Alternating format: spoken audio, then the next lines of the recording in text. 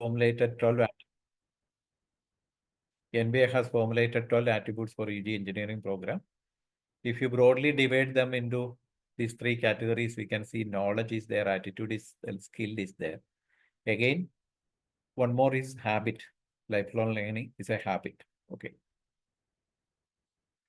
Now, at the end of this section, we will be calculating the attainment of a particular student. So this is an example. This can be a scorecard. Okay. If you can provide a scorecard to every student regarding their attainment on POs or PSOs and COs, we can say that our OBE implementation process is complete. But mostly many institutions in India, I think almost no institutions in India, they are providing this score sheet to the students. Of course, you'll be calculating the attainment for accreditation purpose, but many institutions, most of the institutions, they are not sharing it with the students. The problem may be because the calculations may not be accurate. That may be the reason. Okay. So we will definitely discuss the process today. For this demo process, how to calculate the attainment. As an example, these are the POs I'm considering. There are 9 POs. These are the program outcomes of our college, Marine College Kuttikanam. We have 9 POs, starting with the first one, domain knowledge, and the last one is self-directed and lifelong learning. Okay, so there are 9 POs. And these are some PSOs. I have taken it from internet. So don't look at the accuracy of that POs. Only for this demo purpose, I am considering these 5 PSOs for a BCA program. And again, I have taken 5 course outcomes. This is a course called Introduction to Computers. These are 5 course outcomes, which again, I have taken it from the internet. So we have the PO, PSO, and CO. Now, for semester 1, there are some other activities, like there is an outreach, there is an industrial visit. For activities, we can have activity outcomes. Okay, just like course outcomes. For some particular activities, we can have activity outcomes, which can also be mapped with the POs or PSOs. Now, for outcome-based evaluation, for calculation of attainment, there should be a predefined mapping scale. Last day, we have discussed about a mapping scale. Then direct and indirect assessment methods may be used in preset proportions. Direct and indirect assessment methods. Direct assessment means all the assessments conducted by the institution or the faculty. Indirect assessment means assessments conducted by a third party. Or you can have a survey, like you can have a course end survey or a program end survey, where you can ask the student, in your opinion, what is your attainment? Okay. So you can give options like 0, 1, 2, 3, if you are using a 4-point scale. So definitely the student will respond to that survey. And based on that response, we have the indirect assessment. Otherwise, if you send the students to an industry, and if you ask the industry people to evaluate the students based on some rubrics or something like that, some criteria, that can be an indirect assessment, because the institution or the faculty, you are not doing the assessment. So there are direct assessments and indirect assessments. I already mentioned what is a direct assessment, and now the indirect assessment. Then components of assessments may be, we can have semester end examinations. We can have regular internal assessments. There are another innovative continuous assessments you can add, activities you can add, events or personality assessments. Any type of assessments you can include in the system so that you can calculate the attainments. Then outcome-based evaluation. Questions in semester end examination get mapped to different CUs. So you have a semester end examination, probably say for example, you have 20 or 25 questions. And all these 20 or 25 questions, you can map with different course outcomes. Other components may wholly or at rubric level get mapped to different outcomes. Other components means you may have assignment, you may have seminar or a case study or something else, so that you can have a rubrics for the evaluation of that particular assessment. Even the rubrics you can map with the different outcomes. Course outcomes are in turn mapped to POs and PSOs. That is the level 1 mapping we have discussed. Then general activities may also be mapped to POs and PSOs. So you can conduct n number of activities. Those activities you can map with the POs and PSOs. Again, CO attainments can be tabulated at the end of each semester based on student scores. So you'll be calculating the CO attainments at the end of the semester. After completion of that particular course, we'll be calculating CO attainment. And the program attainment and POs and PSOs, the attainment will be calculated at the end of the program. If it is a 3-year program, at the end of the program, we'll be calculating the POs and PSOs. And this is the mapping scale we are using in this case. Already we have discussed it. If the attainment is nil, weightage is 0. Or if the score is 0%, it is 0 again. There is a interval given here that is 1 to 50%. If the score is 1 to 50%, we can say low attainment. So the weightage we can give 1. 51 to 70%, moderate attainment, we can give the weightage as 2. 71 to 100%, the attainment is significant, or the weightage we can give 3. The interval also we can customize according to the institution's policy. Then the CO-PO mapping. We can do the CO-PO mapping. Already we have discussed how we can do it. This is an example of all these 5 COs are mapped with the different, all the POs. There are 9 POs here. You can see some of the COs are mapped with the sum of the POs. The same way, if there are activity outcomes, that also you can map with the POs. And finally, you'll get a matrix like this. It's a sample program matrix for OBE.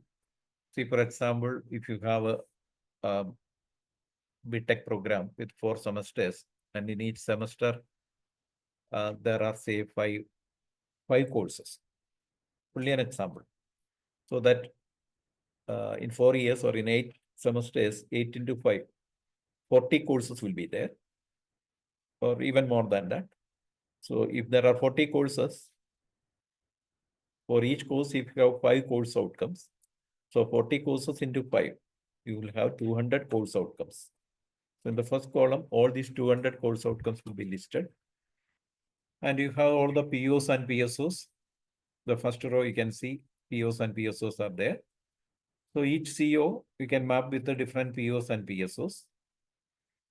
And finally, you will get a table like this. Okay. It is not a difficult task. For example, a faculty may be teaching 2 or 3 courses in a semester. So at the beginning of the semester, it may take maybe 1 or 2 hours maximum to complete this CO-PO mapping process.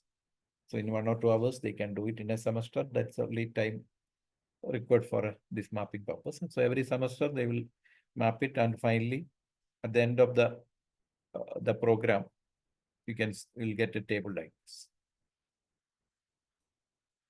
Now, we have to prepare a CO-linked assessment plan. This is a simple example. I will explain what it is. You may have the continuous assessments and you have the semester end examination. Suppose this is a special case where we have a 40% weightage for a continuous assessment and 60% weightage for a semester end exam. Okay. And this 40% weightage for continuous assessment is divided into seminars, assignments, video presentation, all these continuous assessment activities, your internal exams. Say, for example, if there is a seminar and the seminar topic is from CO1. Suppose you have designed the COs horizontally, unit-wise or module-wise. From the first module, seminar topics will be there. so that it will be mapped with the CO1. Assignment again mapped with the CO2. Video presentation CO3. Group activity 2 CO2 and CO4. News analysis and activity outcome. Then we have exam 1, exam 2, exam 3, 3 internal exams. And from for exam 1, the course outcomes are given there. So the questions will be based on those CO1 and CO2. Likewise, we have an activity attendance is an activity outcome, or you can also call it the class participation or something like that. You can measure that class participation. And based on that, we can give the marks. Okay. Now for final exam, you have questions from every, for the entire syllabus, you have questions so that we can map the final exam to all the CUs. Okay. I hope this is clear. Is it okay? Is it okay? Then please put it in the chat. We will proceed. If you have any doubts?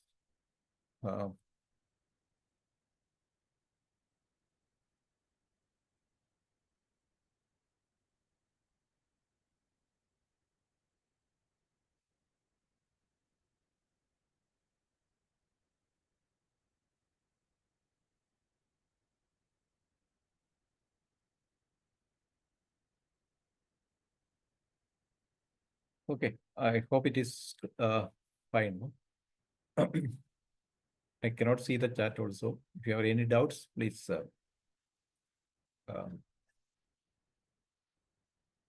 yeah, can put in the chat. Maybe we can see it later. So this is the way we can have a CO linked assessment plan. Then how we will calculate the attainment? I will just explain the process because this cannot be done manually. Anyway, a lot of calculations are there, but you should understand the process. I think if you're going for accreditation, the peer team will ask what is the process, how we are calculating the attainment, all these questions you can expect. Okay. Now, suppose we have completed that CO linked assessment plan, and now we are trying to calculate the attainment of COs for the continuous assessment. Okay, for the time being, we are not considering the final exam that we will discuss later.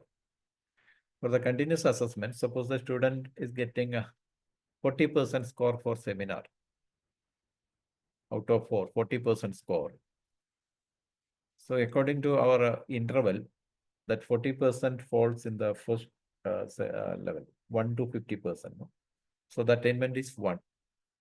According to our interval, 1 to 50% is low attainment, 1, 51 to 70% is 2, and 71 to 100% is 3.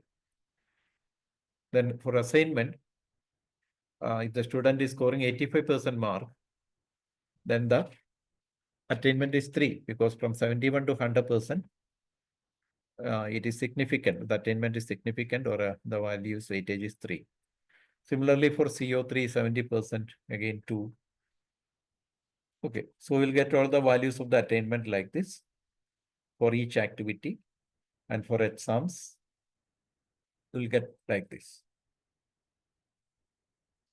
Okay. Now, CO1, seminar is mapped with the CO1, and exam 1 is also mapped with the CO1.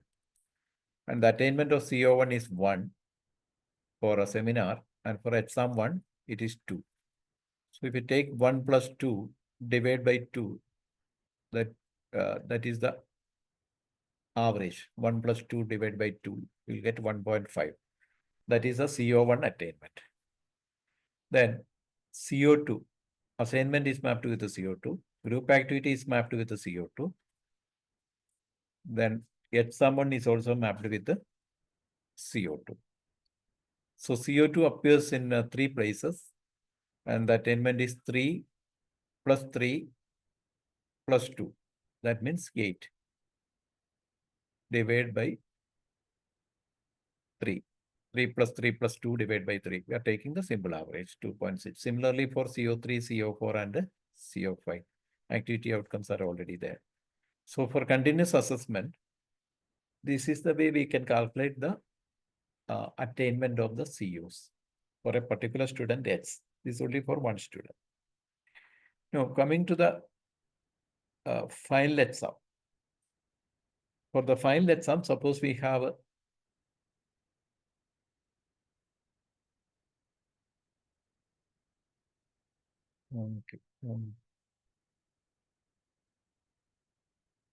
something happens to my sharing. I will just run it.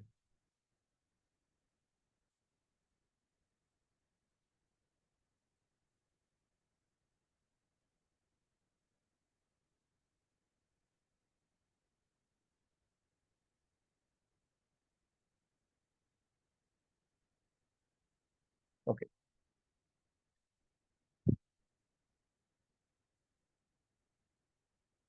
For final exam, suppose we have 25 questions. I hope my screen is visible now. Yes, sir, visible. Yeah. Thank you. So for final exam, suppose we have say 25 questions in the question paper. And we have mapped all these questions already with the different CUs. Okay. Suppose there are 25 questions. Now here, I am considering those questions which are mapped with the CO1.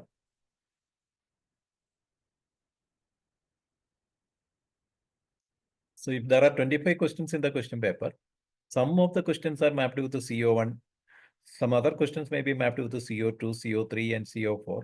And if there are CO5, 5 COs, some questions may be mapped with the different COs. So here I'm considering CO1. So I'm picking those questions which are mapped with the CO1. And for example, here, question numbers 1, 16, 18, 23, and 25. These are the 5 questions which are mapped with the CO1. And these questions are mapped with the CO1 with a weightage. Already we have discussed how a question can be mapped with a CO. You can see the last column, weightage. Say, for example, question number 1 mapped with the CO1 with a weightage 2. Question number 16 mapped with the CO1 with a weightage 3. Likewise. Okay. So all these 5 questions already mapped with the CO1 with the different weightages.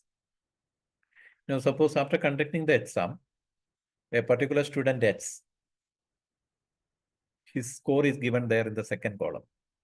Question number 1, it's a 1-mark question. So 1 out of 1. That is 100%. We got 100%. So according to our scale, 71 to 100% weightage is 3. Question level attainment is 3. Again, question number 16. The score is 1.5, 75%. That means again it is 3. And question number 18, 50% only. So up to 50%, the weightage is 1. And 23, 60% weightage is 2. And last one, 40% weightage is 1. Already the weightage is given in the last column. That is the question to CO mapping weightage. So here we will be taking the weighted average. The previous case also for continuous assessment, we should have taken the weighted average. But for your understanding, I have given a simple scenario there. So this is how we will calculate the attainment. And this is the CO1 attainment, only for one course outcome for the semester end exam for a particular student X. Similarly, we have to calculate CO2, CO3, CO4, and CO5 for the semester end exam. Okay. And for every students. So now we have calculated the attainment of the continuous assessment and the attainment with respect to the final exam. And the next step, now we have to give a weightage for continuous assessment and for final exam. So in this example, in the mark list, the weightage is 40-60, 40% for continuous assessment and 60% for a semester end exam. But we can change that weightage when we calculate the attainment of outcomes, because I think you are also convinced that more continuous assessments are required for calculating attainment in an accurate way. Because through seminars, through projects or through assignments, we can assess the student in a better way. Okay. So in that case, as a policy of the institution, we can fix the ratio. So here in this example, for continuous assessment, actually the weightage was only 40%, the mark list. Now for attainment calculation, I'm considering 80% weightage for continuous assessment and 20% for final exam. That means it will not be reflected in the mark list, only for calculating attainment. And if you are providing, sharing that score sheet of attainment calculations to the students, that will come in that particular score sheet. Okay. So 80% for continuous assessment, 20% for final exam. And even some affiliated colleges, they are completely avoiding the final exam, that component. Because they will not get student-wise mark, question-wise mark of every student. Okay. Now you can see 80% for continuous assessment, 20% for final exam. Now you are calculating that attainment, you will get 1.618. Okay. Then comes the direct assessment and the indirect assessment. Suppose we are conducting a survey. We are conducting a survey among the students, that is an indirect assessment.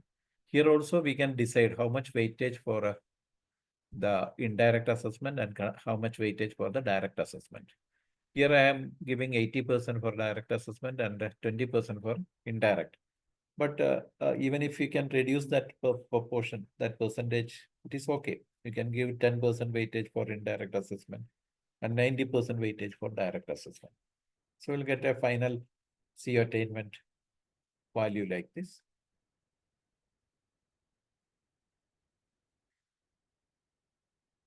Now, for the entire class, we have to calculate this for every student. The CO1, CO2, CO3, CO4, CO5 attainment, we have to calculate for every student. And you can also calculate the average CO attainment of the class. And you can convert it into percentage attainment. All these analytics we can calculate. I will explain it with a tool, then you will understand it in a better way. So this is the process of calculating the attainment, the CO attainment. From the scratch, if you start like mapping of the activities with the COs, then CO, PO mapping, then conducting the assessment.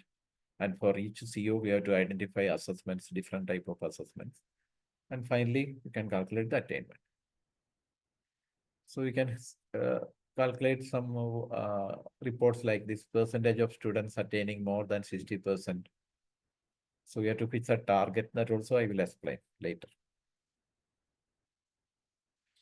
Then for calculation of the PO, already we have the CO-PO mapping table. We have mapped all the COs with the different POs and PSOs. Okay. Now suppose we have calculated the course outcomes of this particular course, Introduction to Computers.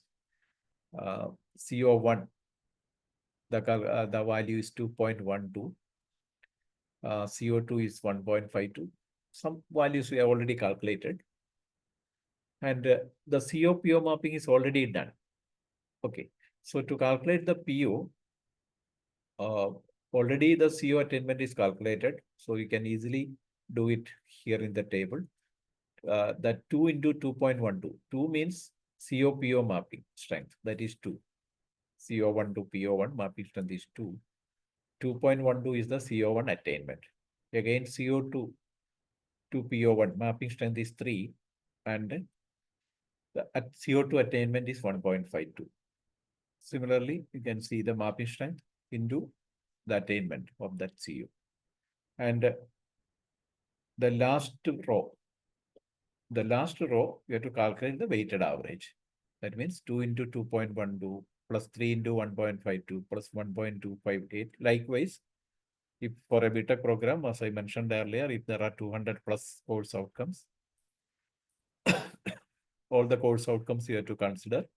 and the sum of the course outcomes may not be mapped with that PO1. In that case, it is 0. So you have to calculate the weighted average. So the last row, you'll get the PO attainments, PO1, PO2, etc. You'll get it. So PO attainment levels could be based on attainment levels of direct assessment and indirect assessment. Again, your PO also we can calculate.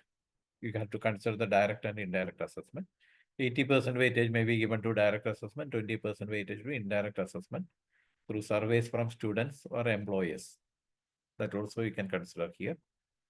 Programs may have different weightages with appropriate justification. Suppose the domain knowledge, that is our PO1. So if you have calculated the PO attainment through direct assessment, 2.16. And suppose the particular student is given the score 3. You have to consider that value 3. So the final attainment, if it is a 80-20 ratio, we can calculate like this, or we can have a 90% for the direct and 10% for the indirect. That also is possible. We'll get a 2.3. This is the PO1 attainment. So for the entire batch, you can calculate the PO and PSOs. If there are 60 students, you can see each column represents the attainment, PO attainment, PSO attainment of each PO attainment, and each row represents the attainment of a particular student in the different POs and PSOs. Again, you can convert it into percentage attainment. And you can also have some values like you can calculate the percentage of students attaining more than 60%. Okay, 60% means out of 3 is 1.8. Then institutional level evaluation, average attainment level with respect to POs and PSOs of every outgoing batch with percentage of students above various levels of attainment. So we can fix different targets, maybe starting with 50% or 60% in the initial year. We can check how much percentage of the students have achieved that particular target. Then we can have alumni surveys from the students who have passed out of the institution, at least during the last 5 years in terms of POs and PSOs. Employer survey also can be conducted, survey on the performance level of the students with respect to the POs and PSOs. And again, identifying the gap and formulating action plans. So this is actually OBE means it's a continuous improvement program. So you have to fill the loop and every time you have to improve. So what does OBE aim to address?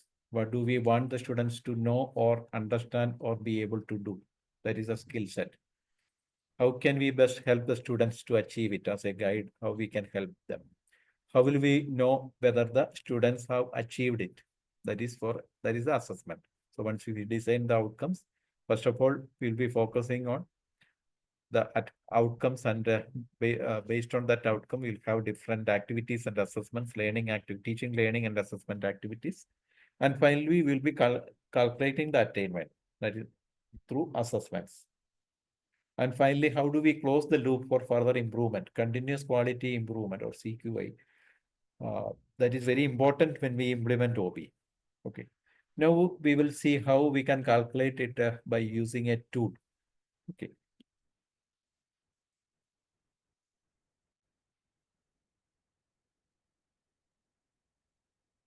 I will just give you an idea how we can use a tool. Okay, this is an example of a particular tool which we have developed and which is being used by many institutions. Because, when we conduct programs like this from 2016 onwards, we have started implementing OBE, outcome-based education, in our institution, in our college. And we conducted many programs, faculty development programs over the years. We are also helping many other institutions for implementing OBE. And initially, definitely, the workload of the faculty will increase when we implement OBE. So how to reduce that workload? For that purpose, we have developed some tools also. This is an example of a tool. I will just give you an idea. Here also, see.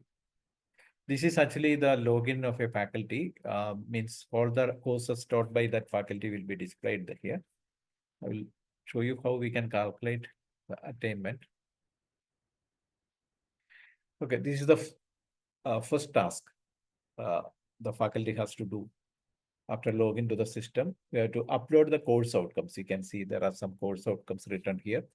Again, these are only demo COs. Don't look at the accuracy of that outcomes. So there are some few outcomes listed here, and the target also. The target usually we can fix like from 50 to 60% the first year, and gradually we can improve that. So we can start with 50% or 60%. That is ideal the first year. That means last day also we have discussed that, when we design an outcome on the higher order, definitely we cannot expect that every student will be achieving that outcome. Okay, so what we can do is we can fix a target, just like we put a pass mark or a first class, some value there. The same way we can fix a target. So here we have fixed a target like 60% or 50%, etc. So we assume that at least 60% attainment will be there, or maybe minimum 60% students will be attaining 60% of the attainment target. Likewise, it will go. So this we can upload the course outcomes. You can use a template here, or directly you can add course outcomes to the system by clicking this, just add outcomes. Okay.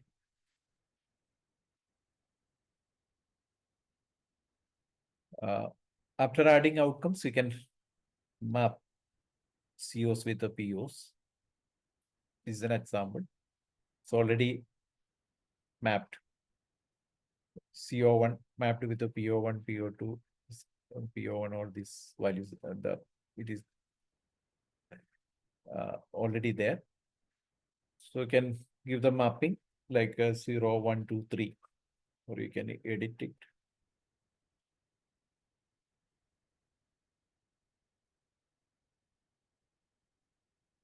See, minimum, moderate, or strong. If it is minimum, that means weightage will be 1. Like we see PO, we can map it. Okay.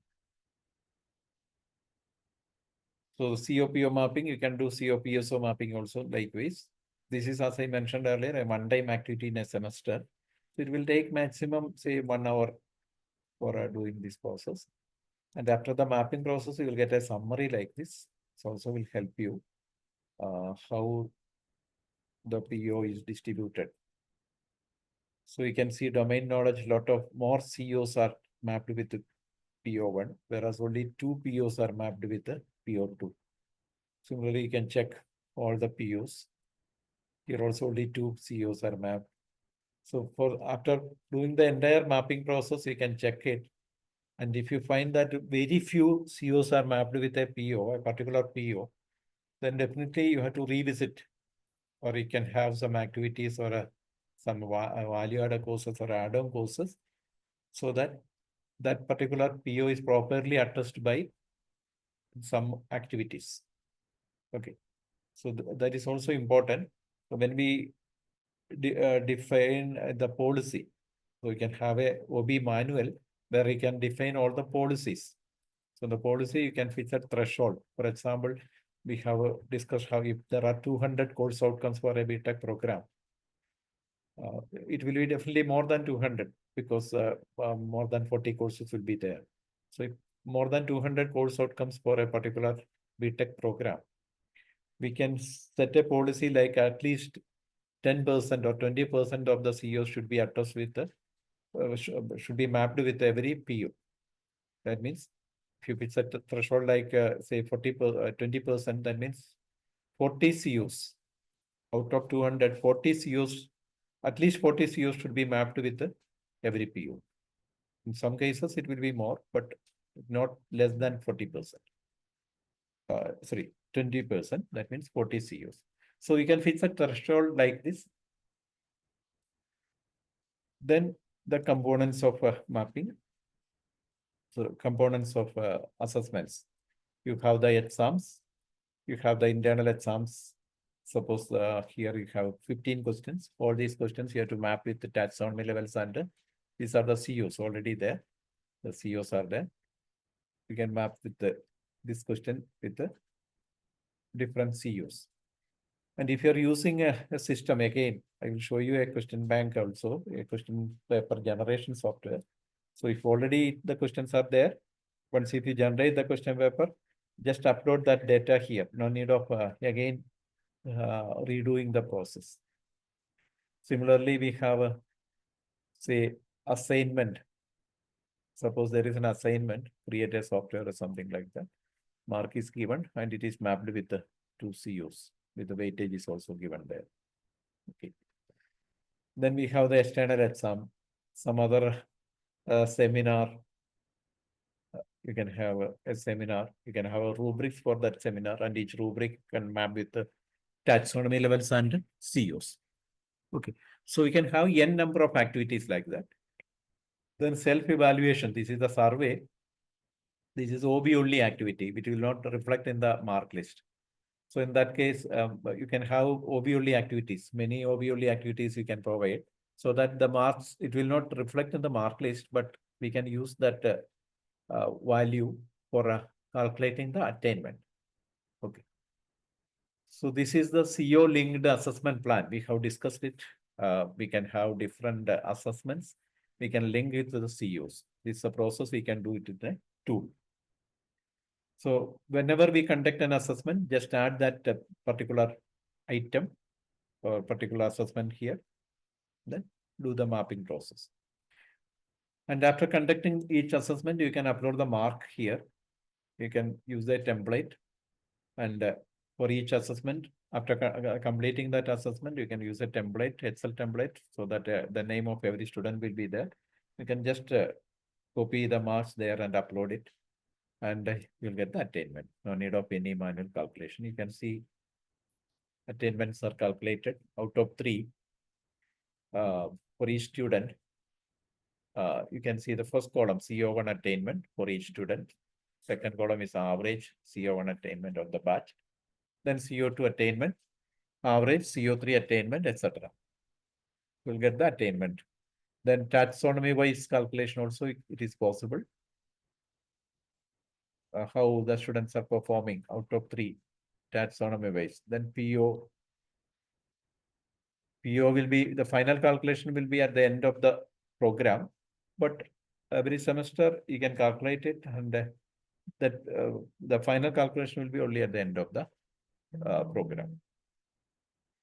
Then we have we'll get some reports like this. This is also useful for accreditation purpose. See, for example, we have the target for each CO, how the targets are attained, 60%, 50%, etc. Then we have the average attainment, standard deviation, and percentage attainment. For example, here, 90% of the students have attained 60%, achieved that 60% attainment. 60% was our target. So 90% of the students have achieved 60% target. CO2 also 90%, whereas CO3 only 17.50% of the students have achieved that 60% attainment target. Okay. So in that case, what we can do is we can have another activity for the students. Say, for example, we can conduct a debate or something like that, or any activity corresponding to that particular CO. Okay. So here the CO is write effective thesis statements. So you can have an activity which can be mapped with that CO3, and we can bring every student to the desired level. So we can conduct 1 or 2 activities that will not be reflected in the mark list. As I mentioned earlier, this is OB only activity, which will not be reflected in the mark list. So we can have an OB only activity so that we can bring every student to the desired level. Okay. And we can, otherwise we can call it the assurance of learning. So we can provide an assurance for every student who is joining in the university that we will bring them to a certain level. That is very helpful for your attainment process, accreditation process. So this is the way these are a report we'll get. Then you'll get a split target like we have fixed our target of 60% for CO1. That is why it is 90%. So if you would have fixed 50% target, then you can see 100% achievement for the first two CO2 and CO3 45%. Otherwise, it was 70.5. So you can also check the attainment, the different levels. Okay. Then we'll get some other reports like, see, for example, the HOD login will get some other reports. I will show you some more reports. We'll get the progression of the student, how a particular student is performing over the semesters, what is his progression. You can see that yellow color line, that yellow line represents the student's performance, how the student is performing over the semester. The blue line represents the batch performance. So this is the taxonomy level performance. This is the PO level performance. So how that particular student is performing in comparison with the batch performance. Okay. And definitely this will be useful for PTA meetings. When we conduct PTA meetings, we can convince the parents how your children, how your child is performing with data. That is advantage. This is also data is also useful for accreditation purpose. Then we have some other data. I will show you one or two data. This is actually the performance of a particular student, one student, in the second semester compared to the first semester.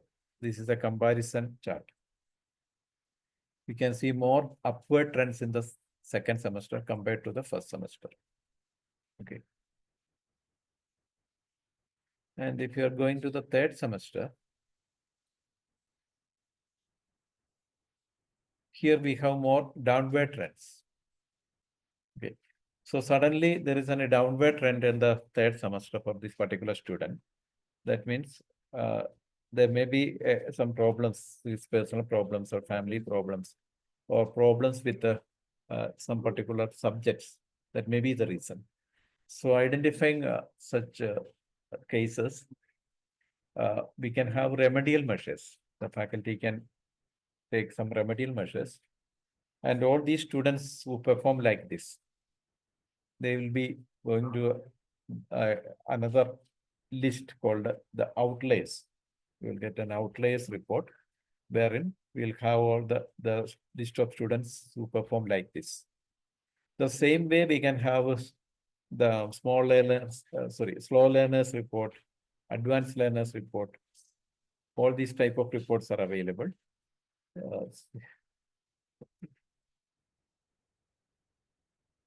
This is an example. The slow learners in first semester, in third semester, there are more numbers. Then outlier reports are available. So we can calculate the outlier. Based on that, we can take remedial measures. Again,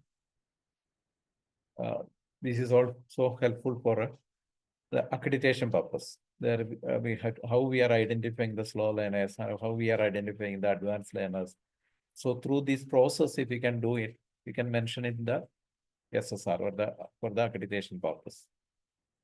And the only thing is, if you input the correct input values, like the mapping should be perfect, then the taxonomy, whatever we map the questions with the taxonomy levels or COs, the mapping process and everything should be accurate. Otherwise, we'll not get an accurate report.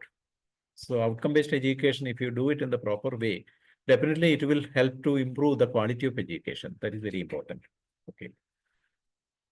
Now, I will show you some another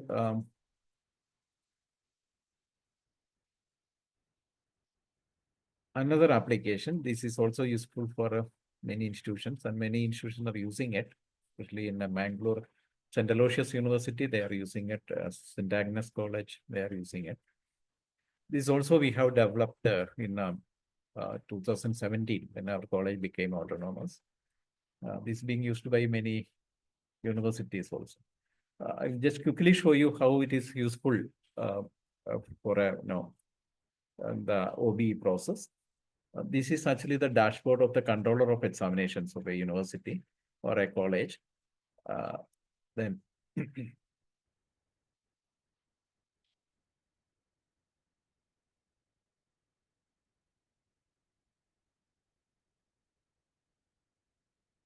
I will show you how we can generate a question paper. These are some demo question banks. These are some question banks already there in the demo version. I will proceed with this basic electronics and computer science. There is a blueprint or a distribution like this. See, for example, if there are 25 questions in the question paper, we can set the blueprint like this, or the distribution of the question paper. Question number 1, suppose it is from section A, and if it is from unit 1, you can mention unit 1 here, taxonomy, importance level, difficulty level, theory or application, or whatever it is. Every question we can set like this, and based on this blueprint, at the time of examination, the controller can generate the question paper in just 5 seconds. So one question paper is generated now. We'll generate one more.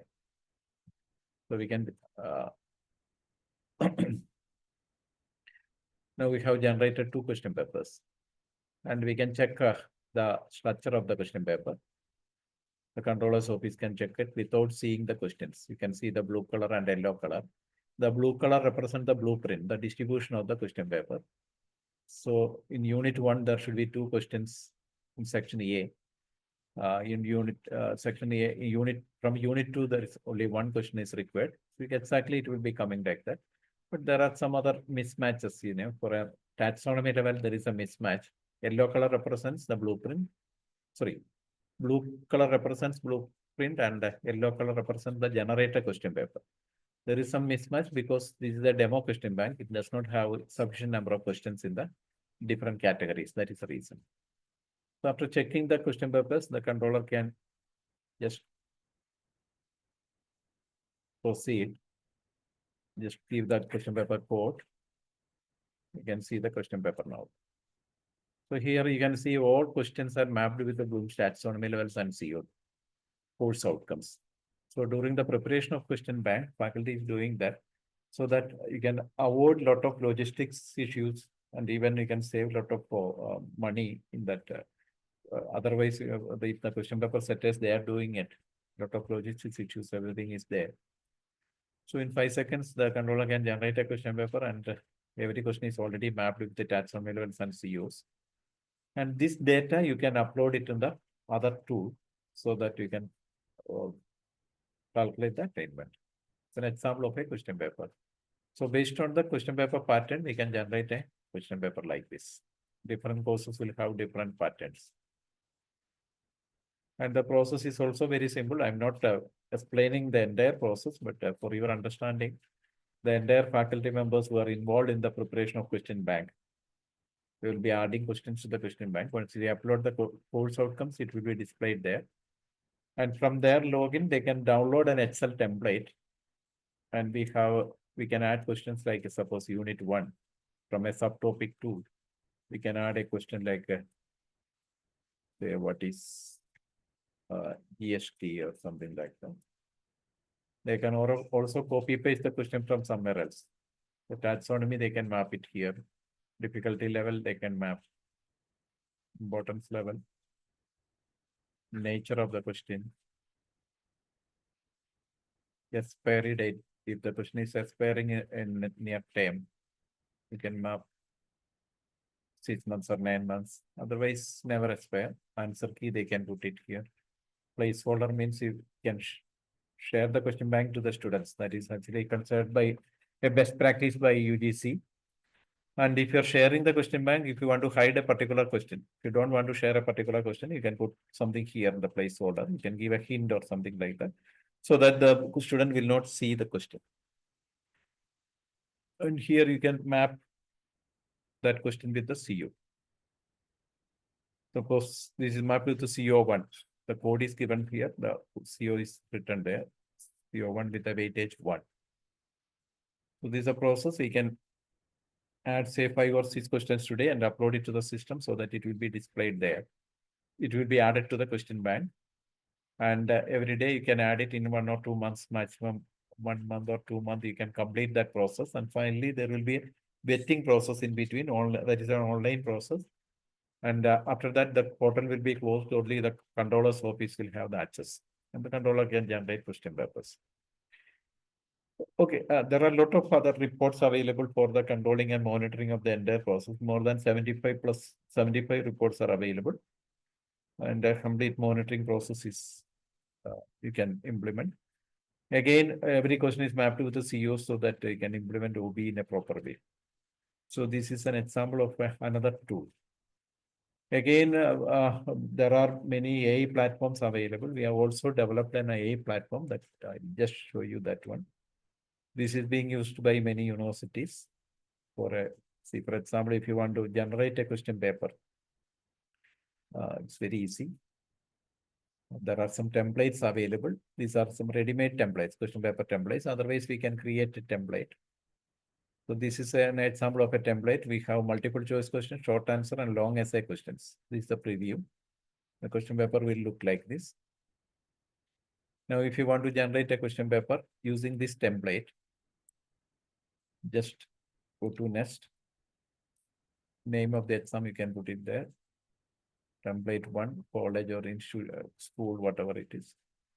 Name of your institution, program name, course code, course name.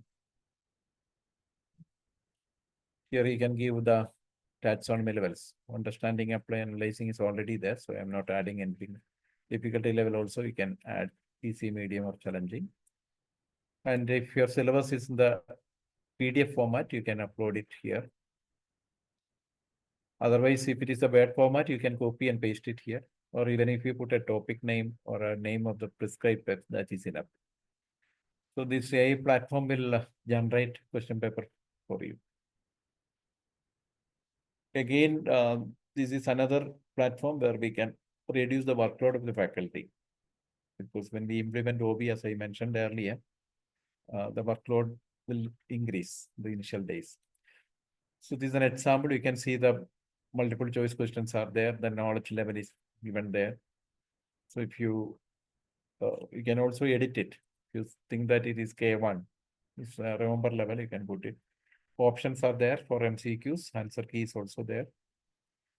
Okay. Then we have the short answer questions, part 2. Short answer questions, answer key, knowledge level, everything is mentioned there. And if you want to rephrase this question, you can do it. It's regenerate. Now the question was changed. The same way you can rephrase the answer key. When if you want a detailed explanation of the answer, you'll get detailed answer. As a faculty, you can use it. So you can edit it, you can delete some of the questions, and you can ask for more questions. There is an editor here, edit it. If you want to see the preview question paper alone, that is possible. The question paper is given there. No answers. Here we have generated questions from part 1 and part 2. Part 3 is not generated. You can ask for more questions, part 2 also. You can take the printout, PDF for a printout, you can use it. Again, designing course outcomes, that is another task. It's very easy here. The same way you can have the course name, course code, program name. If you're using a PowerPoint scale, you can use it. Number of COs if you want 5, based on overall syllabus or based on unit or module wise syllabus. So if it is unit wise, you can have a difference here based on overall syllabus. That also is possible. Otherwise, unit wise. Suppose I'm going for overall syllabus, horizontal model. You can just upload the syllabus. You will get 3 options for every CO. So, and you can select out of 3 options. That is the advantage. In many universities, like Guwahati University recently, they have redesigned all their COs with this application. In Calicut University, they have done it. Many universities are doing it. You can see the CO1, draft 1, we have 5 COs. Draft 2 also, and draft 3. That means you will get 3 options. Suppose I am choosing CO1 and CO2 from draft 3, CO3 from draft 2, CO4 and CO5 from draft 1. So if 5 COs are chosen, I can save it. And if I update it, it will be there in the system. And again, this is another utility, like we can generate assessment activities using the COs we have now generated. These are the COs I have just generated now. Suppose I want medium difficulty level assessment activities. Just click generate. Here also you'll get different options. These assessment activities are mapped with the different COs. First one, case study, mapped to the CO1. Second one again, another one, mapped to the CO1, mapped to the CO1.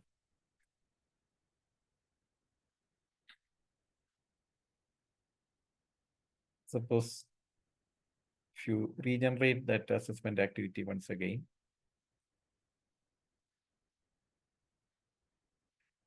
so you will get how that assessment activity can be executed. Objective, you will get resources needed, timeline, execution process, example questions for assessment, so rubrics. Okay. So the entire process is explained. So if you use this tool, the difference is, actually we are used to with some particular assessment activities used to provide with the students, but you get some more ideas and everything is there so that it will help you for a proper OBE implementation.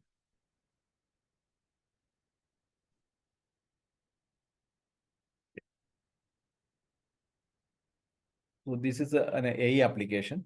Now, this is as a pilot project, we have started this and we will be incorporating this with the question bank so that once if you upload the syllabus, the question bank will get a lot of questions so that you can pick those questions which are suitable for that question bank.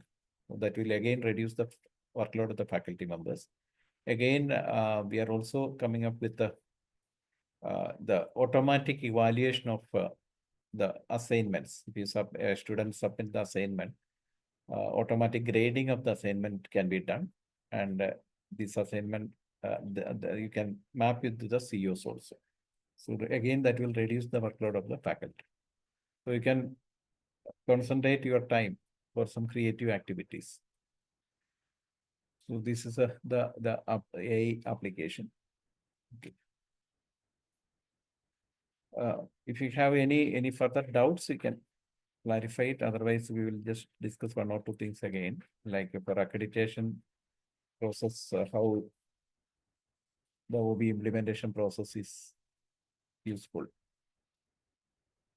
If you have any questions, you can put in the chat box.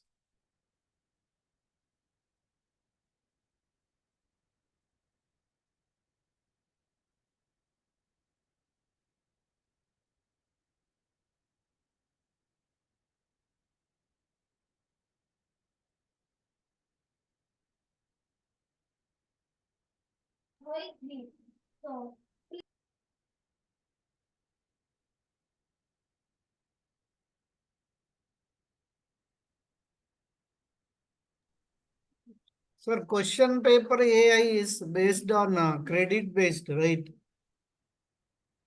Hello. Yes, yes, sir. Yeah. It is So how that credit usually reduces? For example, one question, one credit. Is it like that?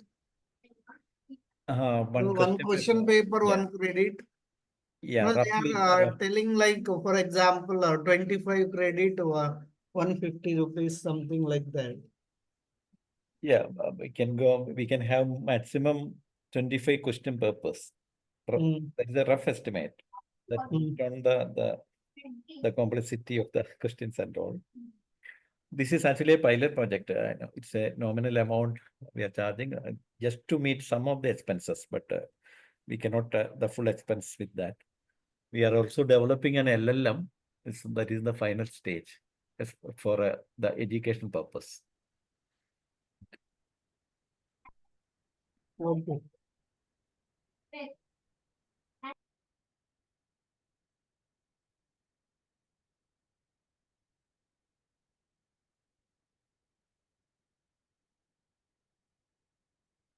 I hope there are no further questions. Okay.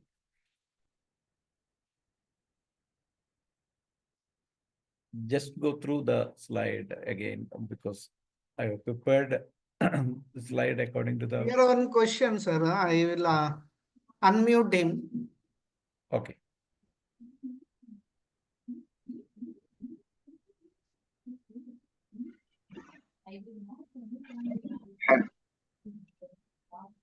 Sir, you can ask.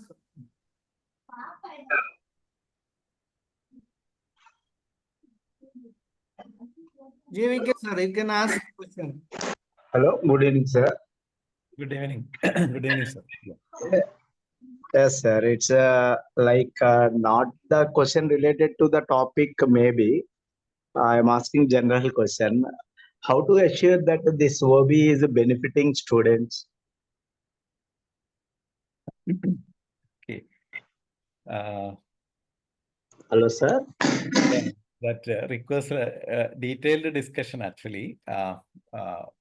Okay, in the next slide, I will just go through some of the benefits that I will explain it. There is one more slide actually for the accreditation and some best practices. I will just give you an idea there. I will explain it. Yeah.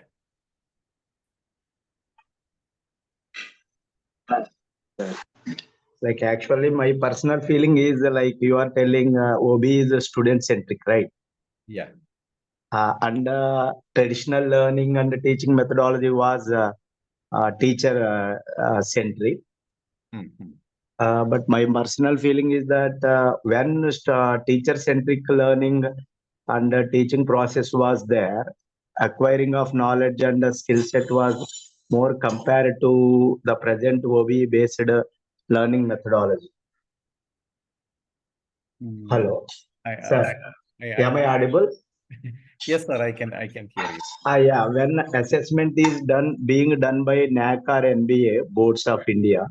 Yeah. Like, why are they not involving primary stakeholders called students into an assessment? They may have online assessment or feedback from the students about their organization or teaching learning methodologies. If this is that much benefitful, then why the present generation students are underemployment? Yeah. Okay. So again, there are a lot of reasons for that. See, for example, nowadays, during the COVID time, we used to conduct the online section, Classes. and the students were not serious. Yes, And again, there are a lot of difference in the attitude of the students, especially in the new generation. Exactly. Yes. That also into consideration, because Yes, sir.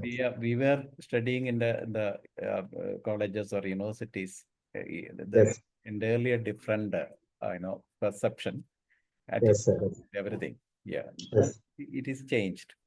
Yes, yes. That is one thing. So wherever we go, in even in top institutions, I Yes, sir. visited one of the top institutions last month. So there Yeah. also the faculty was saying like the students are not serious, they are easygoing. Yes, yes. These things are there. Okay, that is the nature of the that generation, the new generation, we can say. Yes, sir. Yeah, that's a different thing. But OB, if you look at it in the true sense, Yes. based on outcomes. Yes, yes. You focus on outcomes, and if you can achieve that, or if Yes. students are able to attain that outcome, definitely we can say that they are employable. Exactly. Yes, sir, yes. So final, sir, one more final. Yeah. Like I feel that this so-called OB is more documentation-oriented kind of assessment thing than focusing on the student teaching and learning process. It is being conducted for the documentation more than the class-related activities. What you So said is exactly correct, sir. It is a problem, how we implement OB, especially in an Indian scenario. yes, See, sir. if you look at the foreign, universities or institutions, they're entirely different. They're focusing more on the processes, but we are focusing more on the attainment calculation. And again, the attainment calculation is not done in the proper way also. So we should focus on the process. That is very important. For example, I am the director of MCA program now. See, for computer science students, like BTech or MCA or BCA, we usually have the assessments, the low order only. That means we will ask them to develop a program or something. I think I have mentioned that in the day or anyway. Yeah. So we will ask the lower order questions, but the IT companies, when they recruit, they had different process. Like they ask for code optimization or debugging or all these activities, which are of higher order, minimum. Yes, yes. We used to conduct activities or assessments in the lower order so that the students may not get job because the companies they demand more and we are not implementing OB in the proper way. That is the reason. So rather than if you focus on the processes, say for example, if it's a management program, if you focus more on the case studies or scenario, the scenario also it should be complicated. It should be complex. In many institutions I visited, see, they will ask questions based on some scenario or something like that, but it's very simple. Or we can say that it's only in the understand level or something like that. That is another problem anyway. But one thing I have seen during my teaching in the different institutions and my experience, especially in different subjects, like I'm teaching mathematics, management, and computer also. So in computer science, especially those students who are getting rank, it's difficult for them to get a job. Whereas those students who are maybe not good in theory, but they are good in practicals.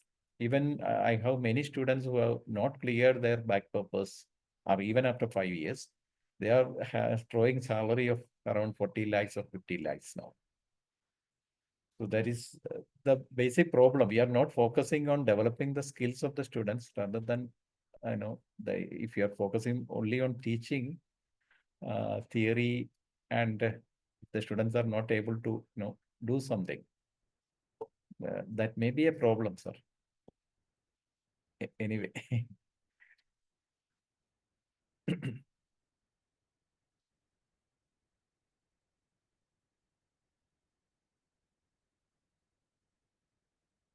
Any other questions?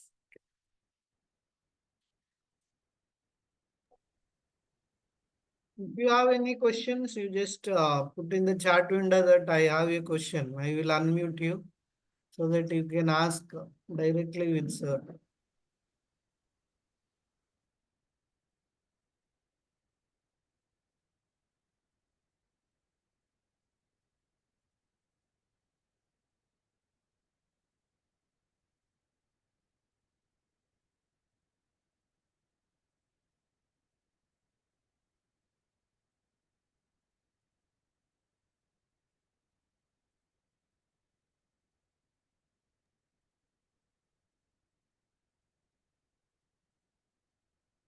Or you can chat in the chat window also. Questions you can type so that I can read and tell to sir. Okay, sir. I will just go through one more slide quickly. Yeah. Then if they have doubts, can clear that.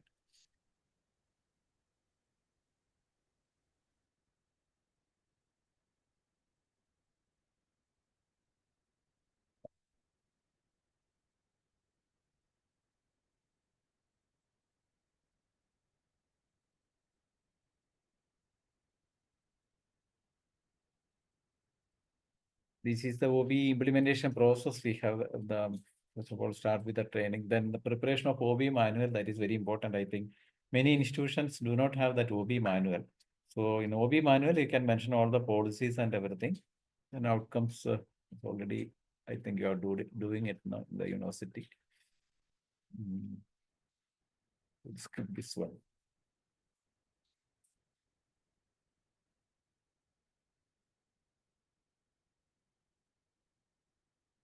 So these are the benefits of OB, like a clear expectations. OB provides clarity on what students should achieve, reducing ambiguity. That is one of the benefit. Then students and instructors have a clear understanding of the desired outcomes and can work towards them. Once if is the target, there should be a goal, then we'll be working on. Helps institutions ensure desired levels of knowledge and skills. That is assurance of learning. Help institutions identify areas for improvement in teaching method, curriculum, and learning outcomes. So student-centered learning means OB promotes active learning, engagement, and critical thinking. Students take responsibility for their learning and are actively involved in the learning process.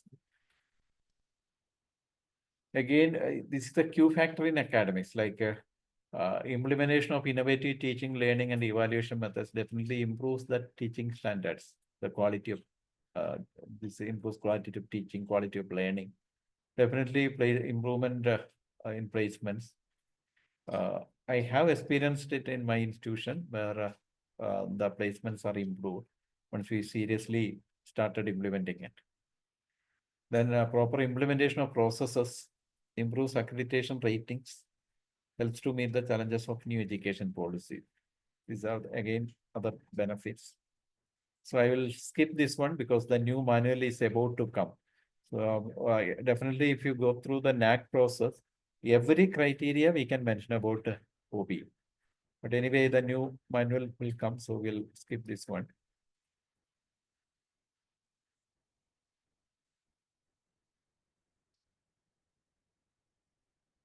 Then especially the digital pedagogy, the 4-quadrant model, everybody knows what it is. We should have a video content, e-content, documents, web links, etc.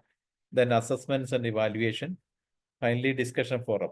So these are the 4-quadrant. This is the 4-quadrant model if you are developing a learning management system.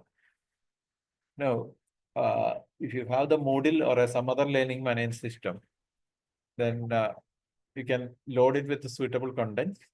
You can use some education tools like Mentimeter, PART3. PART3 is also a useful tool. I will give you with an example now. We can avoid repetitive tasks. We can have discussion forums like research forum, doubt clearance, all these things, assessments, quizzes. Workshop is a peer evaluation feature in Moodle. That is also a learning process because once a student is submitting an assignment, the other students can evaluate that. Peer evaluation is possible. So through peer evaluation, they will be learning more.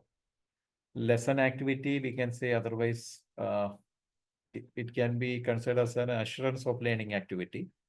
I think you are aware of lesson activity. That is another feature in Moodle LMS, where you can provide content, video or something like that. And after going through the content, there will be an assessment. And if the particular student is not getting the required score, the assessment, he cannot go out of it. We cannot go to the next one. So instead of that, we'll be again repeating the process, going through the content again, and appearing for the test. Then if he cleared that test, then only he can go to the next content. So that means that assurance of learning, that concept we can apply there. Then database creation, wiki is just like Wikipedia. These are some other features we can use. Again, these are all learning activities. That is what I already mentioned earlier. These are all learning activities, and you can have assessments also along with that. I will give you an example of one of the activities which we used to conduct in our institution.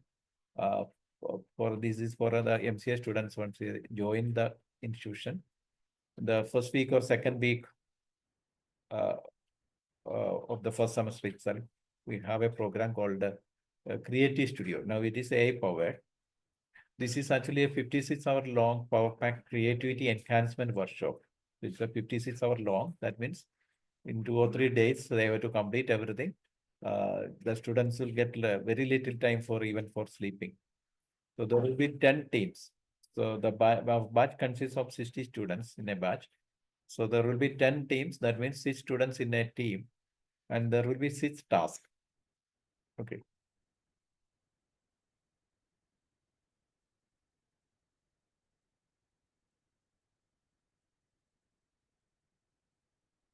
Something happened to the slide. Just one minute.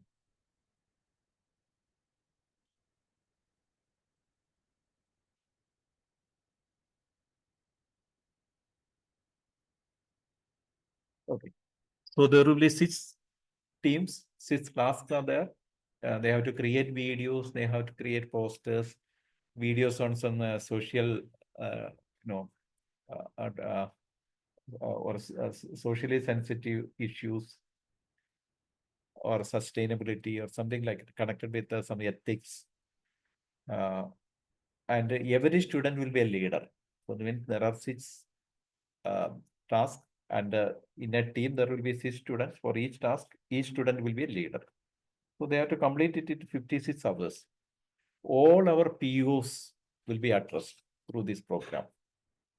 Problem solving skills are there, creative and critical thinking. These are 21st century skills mentioned by a new education policy. Then time management skills, leadership capabilities, teamwork, crisis management, self-learning skills, because they have to learn many things.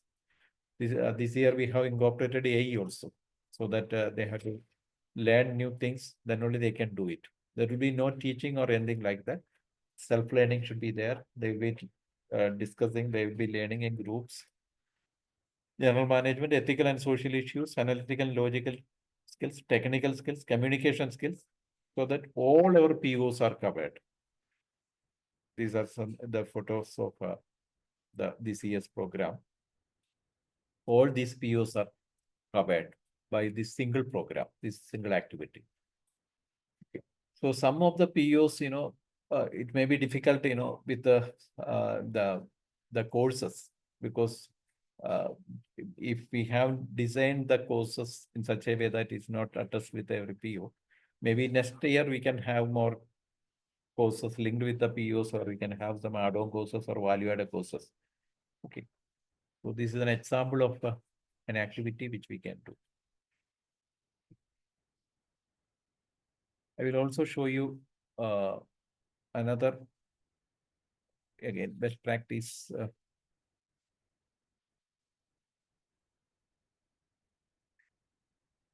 Now you are familiar with the Padlet.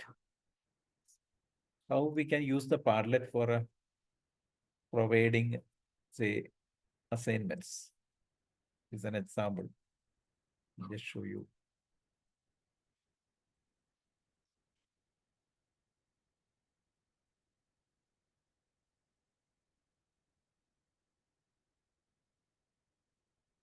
So this is my task. You can see, as part of your assessment, please identify and explain an application of lab theory in computer science. You may include case studies to support your explanation. Please note that duplication of topics is not allowed, and any repeated submissions will be rejected.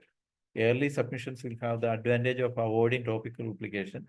So aim to submit as soon as possible. You have 1 week to complete this task. Okay. So this is my instruction given on the Padlet. And usually when we provide assignments, the students will submit it the last day, and most of them are copied from somewhere else. Or so how to avoid that? Again, Padlet is a free tool. You can have you can sign up to Padlet using your Gmail ID or something like that. And see, I have given this assignment, and in the same day itself, most of the students have submitted the the assignment. So the first student has assigned it, then the second one. You can see once the student submitted, that is visible to other students also. So that when they submit their assignment, they have to avoid the duplication, so that they will be going through all the assessments, all the assignments submitted by other students. Then only they can submit the new one. And if there is any duplication, it will be rejected. So that the last student, usually the lazy fellow, will be going through all the assignments submitted by other students. Then only he can submit it. Okay. So this is the way we can, this is one of the ways we can avoid repetition. We can avoid repetition while we give assignments or something like that. Okay. It's automatically we can avoid the repetitions or copying.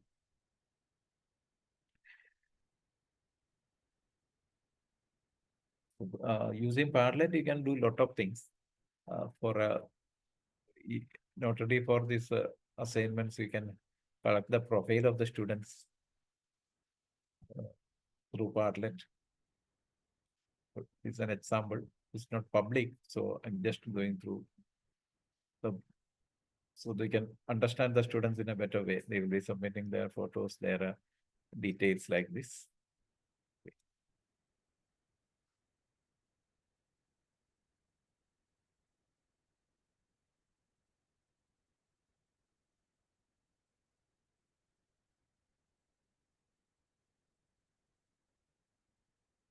Okay, I hope if you have any, I have another Parlet I just shared, I think last day. Once again, I will share it. If you have any doubts or any suggestions and also your feedback, you can put it in the chat box.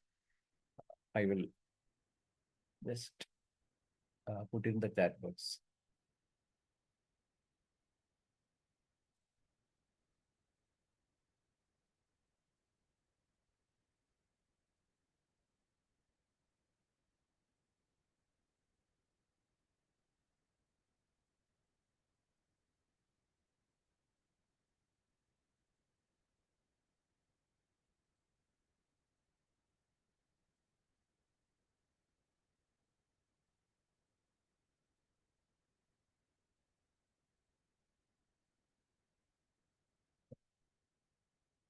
Professor Praveen is asking for the last slide.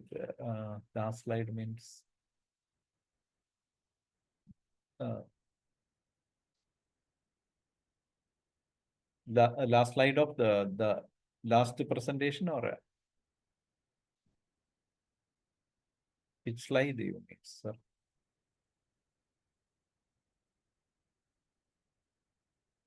First slide of last presentation. Okay. Check.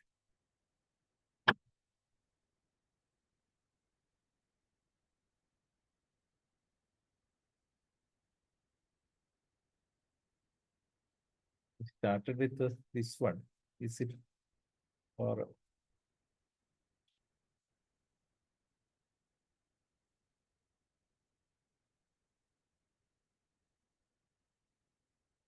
how to implement OBE? Okay. That process, no?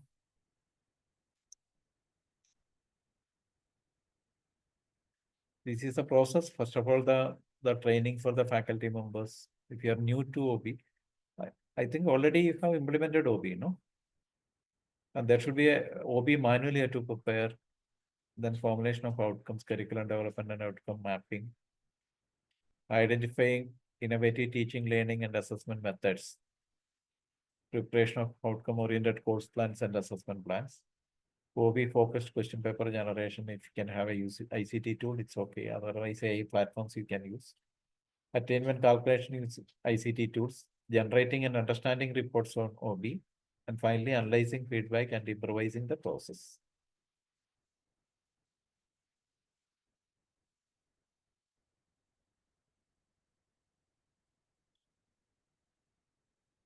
Okay.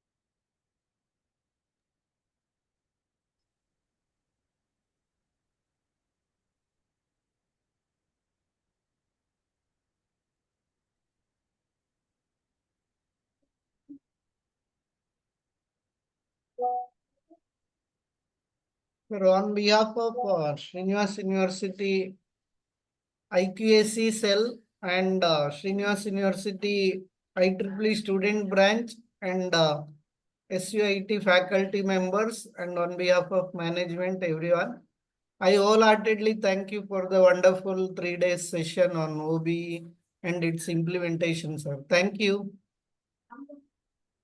Thank you, sir. Thank you for your patience listening. Okay, if you have any suggestions or any questions, you can post the Padlet.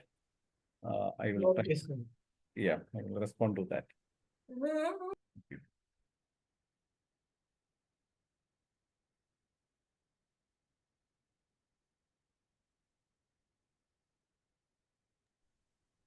Okay, then thank you and good night. Thank you, sir.